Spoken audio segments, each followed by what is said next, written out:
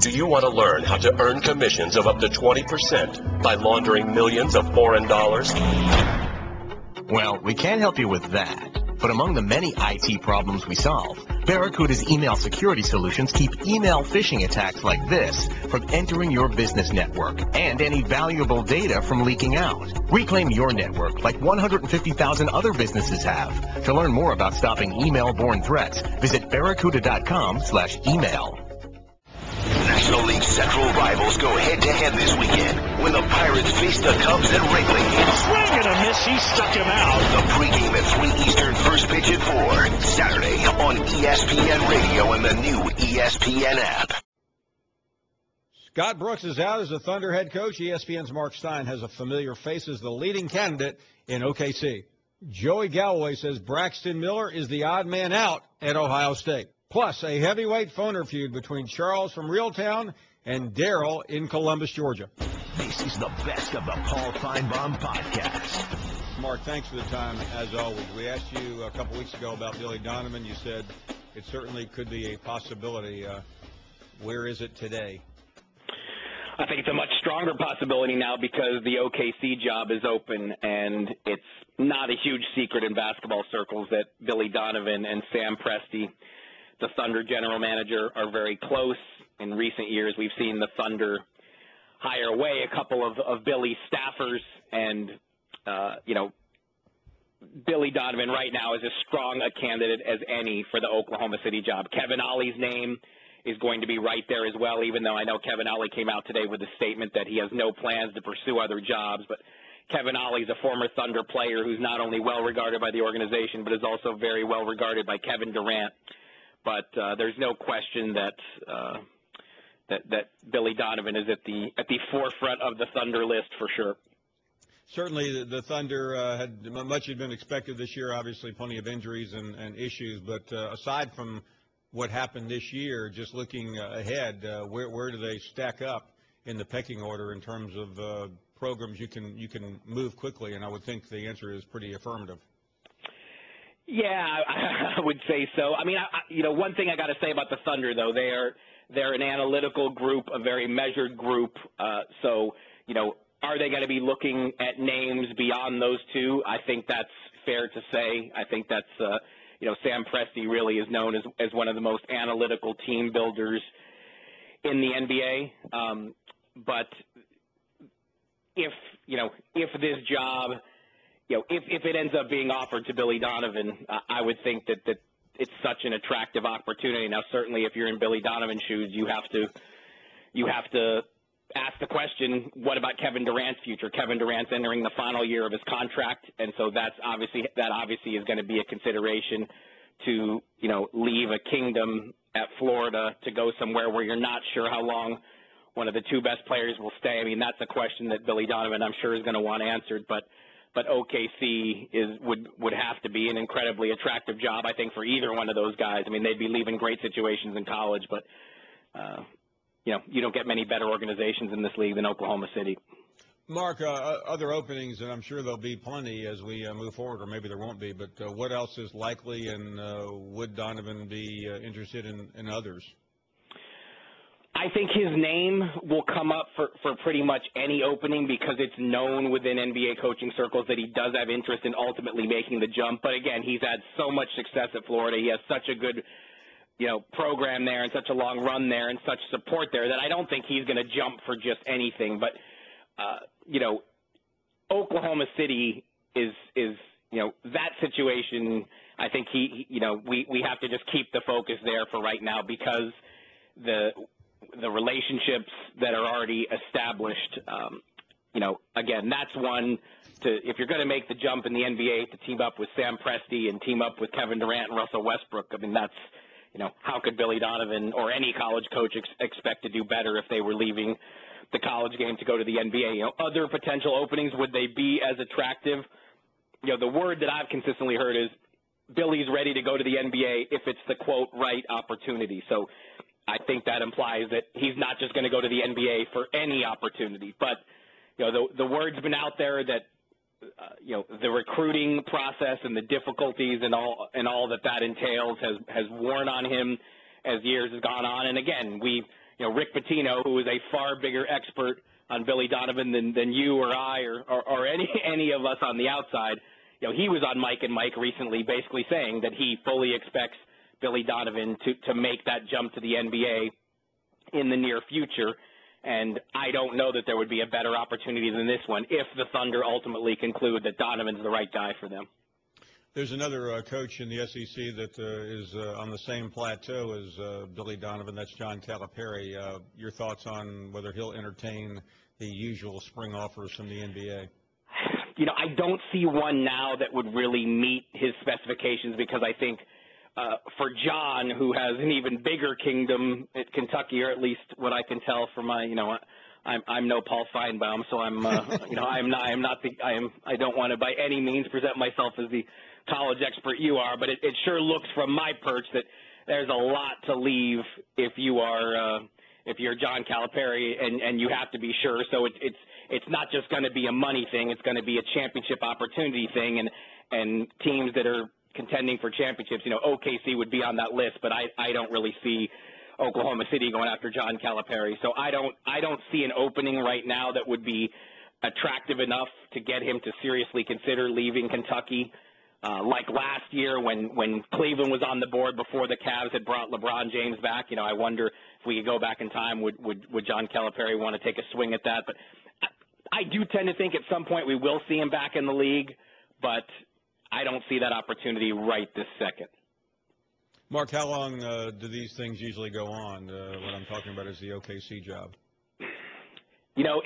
On one hand, you could say it would be quick, but because the relationships are already there and because Oklahoma City knows all about Billy Donovan, but again, Sam Presti, his reputation is one of the most methodical and analytical guys in the GM business. So rushing into a hire, that doesn't really mesh with the Thunder MO. So I would think the process would take a week or two at least, because I'm sure there are candidates that Oklahoma City has in mind that we don't even know about yet.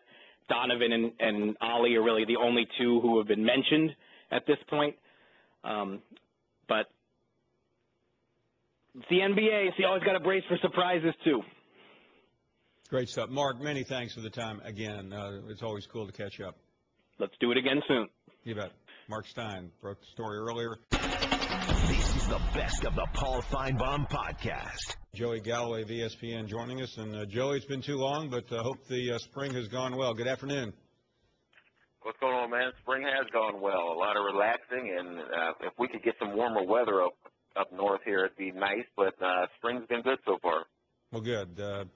I know you recently had a firsthand view of the Buckeyes. What kind of impressions were formed?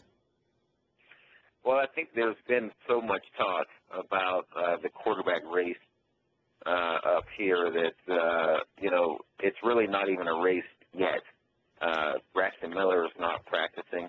JT Barrett still can't run or move because of the ankle. So, it's just been Cardell Jones all spring long, while the other two guys, although JT Barrett is participating a little more, but, the other two guys are sitting back watching and waiting till this summer when they get healthy to really start the conversation. Let's talk about both because Braxton Miller seems like the odd man out. You're closer to it than we are. What's your view of him and what he may or may not be thinking right now? I think he just seems like the odd man out because he's the furthest away of having played football. No one has seen him play, all year for a year now. And, when he initially got hurt, and it's easy to forget, but, he was coming into that season as, a Heisman Trophy guy that people are talking about in the race. So he goes down, and all of a sudden it's the end of the world. JT Barrett steps in, and all of a sudden, hey, it's what have you done for me lately? JT Barrett plays well, and people forget about Braxton Miller. He right now, it's just hard to say. It's hard to say where he will be when he returns. If he comes back full strength, then there's the same guy when he got hurt. Then we got an interesting conversation to make here. Joey, I realize you're just a commentator. I don't mean to diminish your role, but I mean, if Braxton said, "Hey, Joey, what do you think I should do? Should I hang around here and be maybe the third-team quarterback, or should I go elsewhere? A couple of places look promising." What would you tell him? I would never, ever tell somebody to shy away from competing. If you believe that this is the place for you, then you get in there and you give it everything you have. And at the end of the day, that's all you can do. Give it everything you have and never look back. That is not the way things are done nowadays, and that's why this is even a question. Nowadays it's done with, you look around, and if you don't think that this is a place where you can start, and people leave, and people go other places where they think they have a better chance of starting. Now, there's a reason why you chose whatever school it may be. There's a reason why you chose to be at that place. Hopefully, that reason is not just because you thought you could start. Hopefully that, some of those reasons may be the education, the area, the school, the players, all those things come into play, your coaches. So if that is the case, then you stick with it, go at it, and go compete. I don't know that a guy at the level of a Braxton Miller looks around and says, if I'm 100%, there's somebody that's going to be better than me. So get to 100% and find out. Joey, broadening the scope here a little bit beyond Ohio State, and certainly they will be the favorite, but we're not long away from everyone getting into the Final Four predictions. I think that's early. We are a little early for that. But let me ask you, just in terms of contenders from various conferences, as you formulate opinions moving forward, where would you go? My first thought would be TCU. I am absolutely positively looking to see what that team will be. That's a team that, and we, including yourself and me, have had many conversations about the ending that put the 4 teams in the playoffs and what happened with TCU at the end of the season. And then, they did everything they could, step into the bowl game, have get an outstanding win there. So that is a team, in my opinion, that outside of Ohio State, they returned Trayvon Boykin, another guy that we talked about for Heisman Trophy. So I am looking forward to seeing what TCU does in this upcoming season. When you look, you look out west. It feels like every single season we talk about USC as one of those teams that has the talent to challenge every single year. And then, in recent years, it just, whether it's the sanctions, whether it's coaching, whatever it may be, that just hasn't happened. That's another team that will be interesting. And then, of course, you always talk about Alabama teams, even though I generally think that when a team has to replace a quarterback, they are a little further behind. But because Alabama always, it seems, when it comes to recruiting time, so many of these kids that have the hats on the table, grab the Alabama hat, they're always in the conversation. And then I would turn to you and say, what exactly are you guys going to do at the quarterback position? Because, of course, you're going to be talented everywhere else. So, you look at SEC, you talk Alabama, and I heard, I did not see it, but I heard that you tweeted out yesterday something about Braxton Miller going to Alabama. Is that true? No, what happened, Joey, I simply said I had spoken to someone in Tuscaloosa, and they said they would like him and that they thought they had a chance. A chance was all I said, and someone picked that up off of the show. And I really I'm not shying away from what I said yesterday, or I've said it for 4 or 5 days. It wasn't the only time I've said it. I don't know the answer to that. And Saban was asked about it last night, and in typical Nick Saban fashion, he said, we have a spot on our roster available if someone decides to transfer. See, that's all it takes nowadays. That's all it takes. And, again, I didn't see it, and it got back that, Finebaum tweeted out that Braxton Miller may be coming to Alabama, and that's all it would take, and it gets that story started. But another team down there, I like teams that return quarterbacks. Dak Prescott coming back to Mississippi State, even though they lose some depth down there. I think that that's another team that you would have to look at. So it'll get interesting. I just like these teams again. Cook returns to Michigan State. They get a big win at the end of the season. Those are the teams I keep my eye on. Joey Galloway with a look around college football. We're finally getting a little closer. Joey, many thanks for your time. Look forward to visiting soon. Thank you. I appreciate it. Geico presents Strange Saving Stories. Astronomers detected an interstellar transmission. It stated, Geico, 15 minutes could save you 15% or more. The implications were staggering. Was the cosmos telling us we could all save hundreds on car insurance with Geico? Or did their radar merely pick up a signal from the nearby Rufus and Clyde's morning show? We may never know. Geico. 15 minutes could save you 15% or more on car insurance. And we're delighted to be welcomed by the aforementioned Dante Fowler Jr., the All-American from Florida. And Dante, hope your day has been a good one. You're making the rounds at ESPN, and I'm sure I hate to sound like I'm doing an interview for TMZ, but which ESPN personality has been the most fun to be with today? It was a lot of them, to be honest. Come on, let us hear it. What's her name? Sarah. She was pretty cool. Sarah Walsh? Yeah, Sarah Walsh. We were doing a little throwing competition with the trash cans, and she has an arm. That wasn't exactly the one I was expecting. I thought you might go for one of the, the more controversial ones, but I can understand why you picked Sarah. She's pretty good. Yep.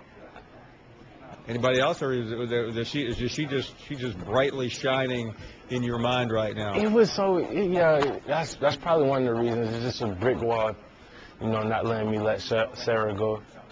But no, a lot of those guys. Jeff Saturday, it was pretty cool seeing him and seeing what he's doing.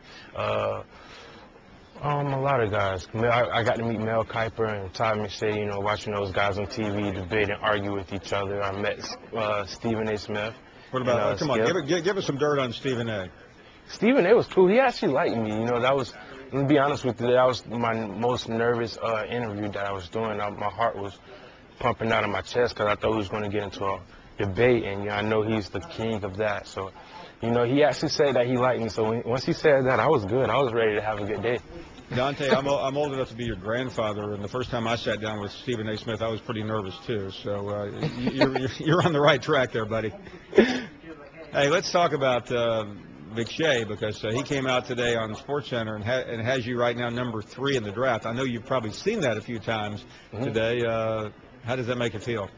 It's just, it's a dream come true, to be honest with you. One, I'm in ESPN in the facilities with a lot of great guys that I always watched growing up as a kid.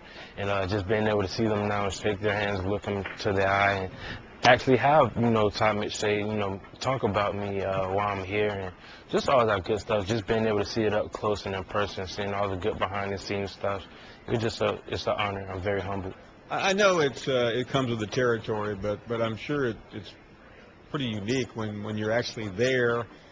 And then this morning on SportsCenter, there he has you at number 3. I mean, did you start calculating number 3? That could be pretty cool. Did you like the team you were associated with? Not too far away. No, to be honest with you, that'd be cool. I actually met with the Jaguars after my pro day, and they were very great. The facility, what they've done with the facility is looking nice. The stadium is looking really good with the new scoreboards and the jumbotrons that they're putting up. Jacksonville, just in general, it's just a good place to be around. And I would like to be part of something new. I know Coach Gus Bradley he's very special as a coach. And I know he's putting the team together in a great way, and I would love to be part of that, and I would love to put the Jaguars, on top. You grew up down there. I mentioned you initially considered FSU. You changed your mind. Ever have any regrets? No, not at all. No regrets. I met a lot of my best friends here, and a lot of great people that's going to have great careers outside of football, just with business, and the education standpoint untouchable. So, you know, at the end of the day, Florida State did a lot of great things, and Coach Fisher did a lot of great things. But, you know, I did a lot of great things at UF right now, and that's why I feel like I'm here today. I'll tell you, you missed out, though. If you'd gone there and hung out with Jameis, you could have gotten free crab legs at Publix. So I'm telling you, I bet that was a good day with some good crab legs. Something tells me you'll be able to afford all the crab legs you want coming up here in about a week and a half. Yeah. Let's talk about Will Muschamp. Certainly, he meant a lot to you, and he's now gone. What was it like playing for him? Oh, it was an honor playing for him. I actually watched Coach Muschamp growing up. Actually, when he was at Texas, and Sergio Kendall and Brian Rapko, those were guys that I looked up to and tried to model my game after when I was in, you know, high school, Pop Warner, those type of days. And, you know, I always knew who Coach Muschamp was, and it was funny when he had came up to my school. It was like the day after he got the head coaching job. And he had came and met me at my school, and I didn't know who he was. And I had a diehard Florida Gator fan, and he was like, man, that was Coach Muschamp. I was like, oh, man, that's cool. So, you know, I was able to go up and meet, you know, the new coaching staff that he had brought in with Coach Durkin, who's at Michigan, and DQ, who's at the Falcons right now, and just a lot of those other great guys. And, you know, I felt, you know, welcome there, and it was a great environment, family environment. And they were all for each other. Coach Muschamp was for me. You know, he was a father figure in my life. He always looked out for me. And, you know, I always listened to him, and he never took me in the wrong direction. Dante, there was some good times and bad, obviously, at Florida. It didn't work out for Coach Muschamp. What do you think went wrong? It was just a lot of unfortunate things. You know, the 4-8 season, I just, you know, you have no excuses with that. That's no excuses at all. But, you know, the last year, it was really just capitalizing the opportunities when we were supposed to, you know. Catching the ball, you know, getting off the field on third downs in certain situations, being on the field, turnovers, you know. It's a lot of things that had happened that, you know, the outcome could have been very different and the season could have been very different. And a lot of those games that we lost, you know, when you look at some of those games except for Missouri, we got blown out. But all the other games were close, crunch time. We stuck in there. With Florida State, LSU, we were supposed to win. South Carolina, we were supposed to win. So if you put those games together, you know, we'll be talking about a totally whole different season with UF, and Coach Muschamp would probably still be there. Did manage to beat the Dogs, though, didn't you? Oh, yeah, I beat the Dogs, yeah. Yes, sir. That was good to finally beat them, you know, my last year. And that rivalry is the best rivalry in college football, one of the best rivalries. Just to see, you know, the cocktail party and just to see one side red and one side blue. And, you know, you're always up that game. Nobody's not down. Either way, somebody's screaming, somebody's cheering. So it's just a great environment to be in. Finally, a former Florida player has been in the news. I'm sure you've seen his name and maybe have an opportunity to have met him a couple of times. Tim Tebow. What are your thoughts on Tebow signing with the Eagles this week? You know, I always knew that he was going to come back. He looks too good, and he's too athletic just not to be in the league. I know a lot of guys, you know, give him a hard time of him not being able to play quarterback and things like that. Maybe he's probably not a quarterback, but, you know, he does something to bring to the team, and the type of leader that he has, I mean, that's great. You need a guy like that that can lead and that can turn the locker room around. And, you know, that's probably one of the things that Coach Kelly is trying to do, you know, build a new team. And, you know, you need a guy that has great leadership on any team. I don't care who it is. And, you know, we all know that Tim Tebow is one of the best spokesmen and leaders out here in this world. So I'm sure this has become a cliche question for all young men like you who are about to have a few bucks in your back pocket, but what's the first thing you're going to do when you get that big check? Well, the first thing I'm going to do, I don't know what I'm going to do, actually, when I get my first check. You know, I don't really think about it as that. You know, I'm thinking about what I'm going to do after I get drafted, you know, after I walk off that stage. So I'm just taking it from there first, and then we'll talk about, you know, what happens next with our contract. Well, you'll have plenty of people telling you what to do with it, so that's probably a pretty good approach. Dante, it's been a lot of fun. Best wishes next week in the draft, and again, projected to go third to the Jags. That's setting up to be a pretty good draft day for you. Yes, sir. Thank you. You bet. Nice of you to come with us. Dante Fowler Jr., All-American from the Gators. I'm a little surprised of all the people that he could have chosen at ESPN, from Cowherd to Mike and Mike to Stephen A. He picked Sarah Walsh as the most memorable moment of the day. Man, I agree with you.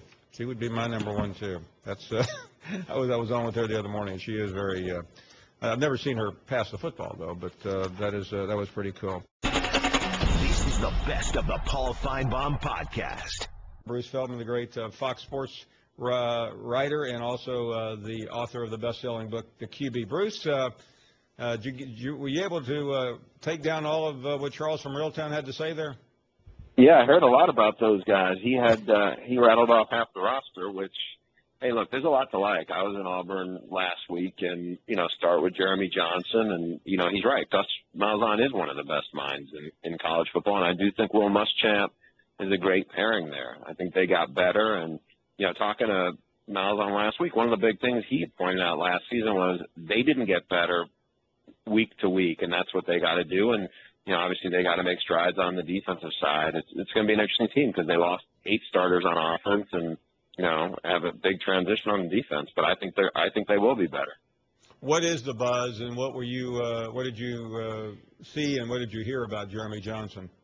The buzz is, I talked to him a little bit and talked to people inside the program. You have a huge kid. He's not quite as big as Cam Newton, and he probably doesn't run quite as well, although he told me he's a 4.53 guy. If he's even close to that at that size, that's pretty impressive.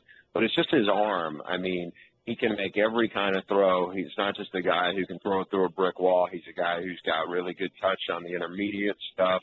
And, he's worked hard to be more of a vocal leader, and I think the little experience he had last year helped.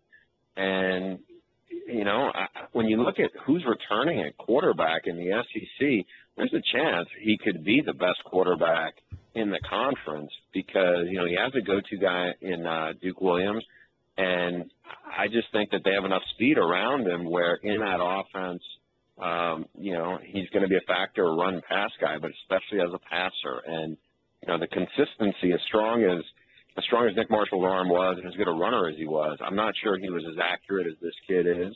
And the consistent factor, I think, is going to be will probably be a big plus for them as they continue to grow with him in the offense.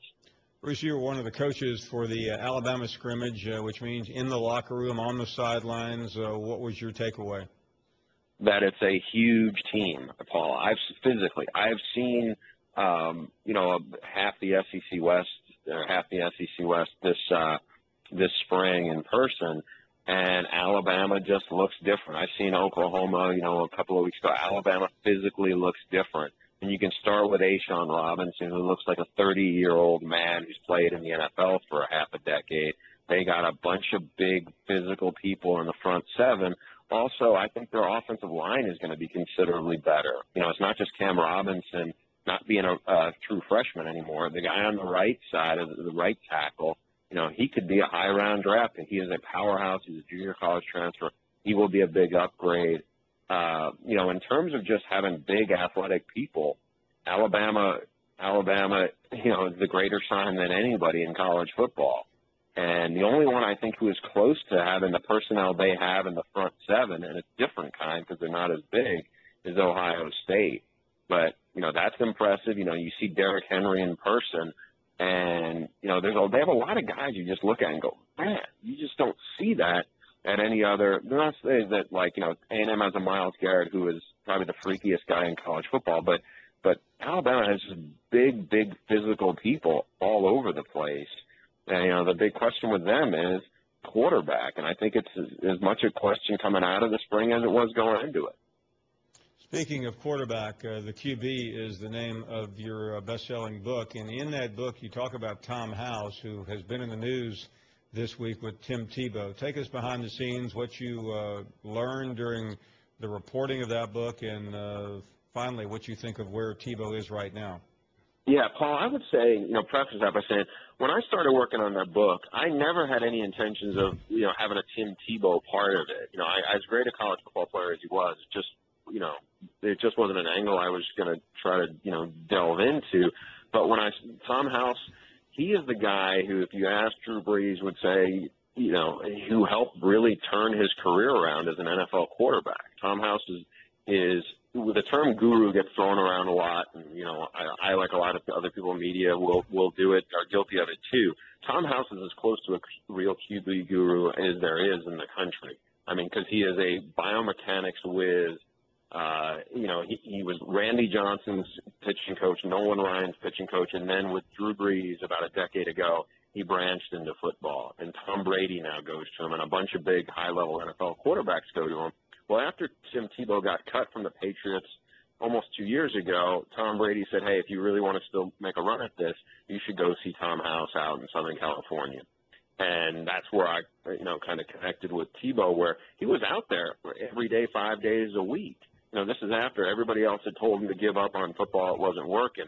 And what was different about Tom House, and Tim had a bunch of different quarterback, you know, private instructors telling him what to do. And I think what was different for him with House is House showed him, okay, when you misfire, this is why. And he basically said, we gave him the toolkit to understand when he's off, how he can self-correct it. And he's a believer in the, you know, the Malcolm Gladwell did the book, you know, 10,000 Hours. He's a believer that Tebow didn't have that, you know, in terms of throwing it, you know, the right way for his body mechanics. And after about 3 or 4 months last year, Tom House told me, you know, Tim is fixed. He has the confidence. He now knows what he's doing, how to correct it. Some of his mechanics have been sorted out.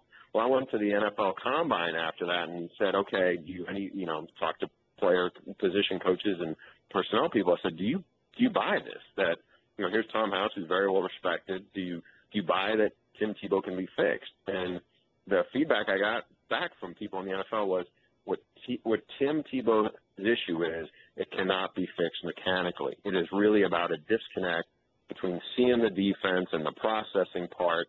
And quite honestly, that's one of the things that, you know, Tom House really can't necessarily address. I mean, his is about confidence, and maybe the confidence will be a big factor, but remains to be seen if Tim Tebow can process faster and make the decisions quicker as he's reading it. But according to Tom House now, he has way more confidence in throwing the ball, because before he didn't, the one thing he had confidence in was running. So, you know, and tucking it away and running. So now we'll see. We know that he's with a guy who does not care about any media distractions, doesn't buy into it. Chip Kelly, that's off his radar. He doesn't care what anybody thinks. And I think it's going to be a fun experiment to watch. And you know what? I mean, you know Tim a lot better than I do, but I think there's something pretty cool about a guy who didn't give up on his dream when everybody else told him it was time to hang it up. He kept working. And finally on that, Bruce, as we close out, you also know Chip. Try to take us through what you think is going on right now and how it plays out. Yeah, you know, with him, this is I think what's really important on this. This was Tim Tebow was signed to a 1-year NFL minimum contract to be the fourth team quarterback. It is a very low risk thing, and if he can find a way to utilize Tim Tebow, whether it's, you know, 2-point plays, they struggled in the red zone last year. We all remember how effective Tim was, or, you know, with jump passes and all this stuff. I mean, he's a powerhouse short yardage back. So there's a lot of ways he can be an asset. In addition, now, if he has improved that much in terms of processing and connecting and being able to throw, that just makes him that much more an asset. And so I think Chip Kelly also loves the idea that everybody said Tim Tebow couldn't play in the NFL or didn't belong in the NFL, and he's going to prove people that he does. Bruce Feldman from Fox Sports, the author of The QB, nice enough to join us after a tour of the South. Bruce, talk soon. Thank you very much. Thanks, Paul. ESPN Radio. With the action on the court, the diamond, or the gridiron. Comes alive. The NBA. The San Antonio Spurs are the world champions. Major League Baseball. San Francisco Giants are the champions of the baseball world. A new college football playoff. College football playoff national champion, the Ohio State Buckeyes. You're home for the best in sports play-by-play. ESPN Radio. Yeah, welcome back to the program. And we were talking to Charles from Reeltown a minute ago. So we're going to go back to Charles. And Charles, are you there? I'm here, and as I was saying, Auburn, on this day, April 23rd at 4:34 p.m. in the afternoon. Charles, hold on. I think we've already heard all that from you. Let's I find must someone. not have. He said, you lost my connection. Well, hold on one second. Let's hear from someone who actually knows a little bit about college football. Darrell? Charles, first of all, Our man knows more about college football. Let me give you a little advice, Charles. A funny rabbit, don't never shut up. You don't know nothing. You jump all over you need to take a breath when you read names, okay? I mean, at least you can put it. You're not Charles, we don't want to pipe down for about 30 seconds, okay? okay? Let me talk. Charles, let me ask you something, Charles. You saying you said all this? You read them, but if they prove me wrong, okay, right now, prove me wrong. Name me 5 great Auburn running backs. I'm waiting. You kidding 5. me? Just need. I give you one of them. Darriel Johnson, Peyton Barber, Darriel Johnson that I mentioned him. Okay, you got Jovan Robinson. You got Cameron Petway. You got the Chandler Cox, the little H-back from Florida. That's who I named you 5. You name me 5 from Jordan, you moron. You can't. Name me 5. If you're an Auburn fan, name me 5 great Auburn running backs. I'm not an Auburn fan. I can drop 5 easy. Oh, you talking about this year? All time, forever. You go back from day one. You moron. Bo Jackson. All right. You ever heard of him? Yeah, that's one. Okay, you need 4 more. Huh? 4 more, Charles. You ever heard of Cadillac? Come on, you dropped all the other names. I'm sure you dropped the names even quicker, right? He mentioned Cadillac Williams. That's a pretty good one. Okay, Cadillac Williams. I can get at it, 2. What? You got 2, 3 more. I was talking about this year. I ain't got time to waste my time on you. You moron. I'm telling you. Why don't you try Ronnie Brown, Brent Fullwood, okay? How about that, James Charles? Brooks, Go Trail. Brooks, Krabs, Andrews. He don't know nothing. He jumping Rick all over Johnson, the any of them names ring a bell, Charles? Charles, let me ask you something, Charles. You got LSU at home, 3rd week of the season, probably going to be a night game. Then you go to Mississippi State after that, okay? Then on down the road, you go at Arkansas. Then you got Ole Miss at Jordan Hare. Then you got Georgia all the way to Materback. Then you got on the road to Texas A&M. Then you got Georgia, which we own you, by the way, at Jordan Hare. You think Auburn's going to go undefeated? You talk. You let me talk. Georgia ain't going to win the East next year. Auburn's going to win a national championship because of Jeremy Johnson, who will win the Heisman Trophy. We got the best offensive mind. We got the best defensive mind. We got the offensive players. We got Jeremy Johnson, great running backs, great receivers. We got everything it takes to win a national championship, and we're going to do it. You got that? You go to moron? What y'all got? 34-7, Charles. 34-7, okay? Does that ring a bell? 7 the last 9. Does that ring a bell? Last year, you moron. This is a whole new year, a whole new ball game, a whole new different outcome. Okay, I've heard enough of you, Charles. Thank you very much for the call. Thanks so much. Paul. Yeah, Darrell. Okay, I want to ask you something. First of all, I know you had to see the deal where that former player said he watched Tebow throw 14 straight incomplete passes with no defense on the field. I just thought that was hilarious. But Tebow, okay, it's just hard for me to believe something he's done all his life, all his career. He's just going to be able to up